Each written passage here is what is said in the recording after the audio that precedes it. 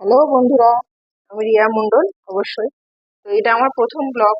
দেখবেন এই যে ক্যামেরাটা ঠিকঠাক ধরতে পারিনি বা এডিটটাও করতে পারিনি। যাই হোক, আজকে আমাদের বাড়িতে বুদ্ধ পূর্ণিমার জন্য আমাদের বাড়িতে সত্যনারায়ণের পুজো হয়। এটা অবশ্যই আমার শাশুড়ি থেকে মানে চালু করেছে, যে প্রায় এই 6-7 বছর হবে। যাই হোক, বুদ্ধ পূর্ণিমাতে সত্যনারায়ণের পুজো হয়, সত্যনারায়ণের সিন্নি প্রসাদ সবই দেওয়া হয়। তো সেগুলো তো আর ভিডিও করতে পারিনি, একটু ব্যস্ত ছিলাম। জানেনই বাড়িতে পুজো হলে সবাই ব্যস্তই থাকে। তো এইটা হচ্ছে জাস্ট খিচুড়ি রান্না, খিচুড়ি ভোগের খিচুড়ি না, এমনি বাড়িতে সবাই লোকজন আসবে, খাওয়া দাওয়া হবে।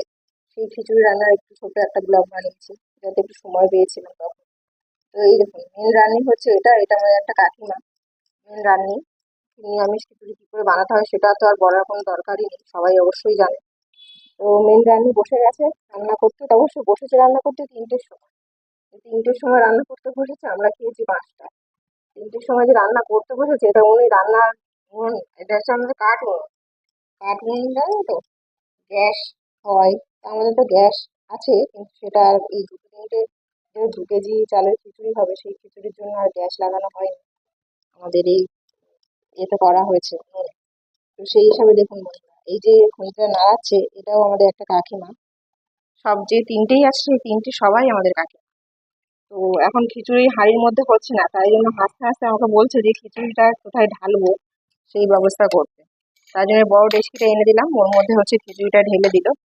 খিচুড়িটা ঢেলে দিয়ে এখন তড়কাটা দিয়ে দিল। খিচুড়ি অবশ্যই কে কেমন রাঁধে আমি জানি না।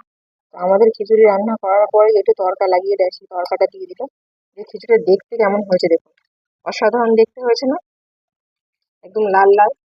আর এখানে আরেকজন আমাদের সঙ্গে যুক্ত হয়েছে, এটা হচ্ছে আমার অতিরিক্ত ভালোবাসার শাশুড়ি মা। জানেন তো, অবশ্যই আপনাদেরকে জানিয়েছিলাম। তো অতিরিক্ত ভালোবাসার শাশুড়ি মা এসে গেছে, উনিও একটা মেন মানে প্রধান রান্নি আমাদের বাড়ির। তো অতিরিক্ত ভালোবাসার শাশুড়ি মা এখন তড়কা লাগাচ্ছে, এটা আলুর দমের তড়কা। আলুর দমে হচ্ছে তড়কা আমরা হয়, কিন্তু আলুটা আগে সেদ্ধ করে নিয়েছিলাম, তো সেটা দেখানো হয়নি, দেখাতে পারিনি আর কি। সেদ্ধ করে নিয়ে আমার শাশুড়ি এখন ওই যে এটা আলুর দমটা করছে, আর আমি দাঁড়িয়ে দাঁড়িয়ে কাজ নেই, কি করবো ভিডিও। একদম কষাটাও দেখাতে পারলাম না। তো যদি আমার এখানে কোথাও ভুল ত্রুটি হয়ে থাকে ক্ষমা করে দেবেন, এবার ভিডিওটা যদি পছন্দ হয় লাইক শেয়ার সাবস্ক্রাইব করবেন অবশ্যই। ধন্যবাদ।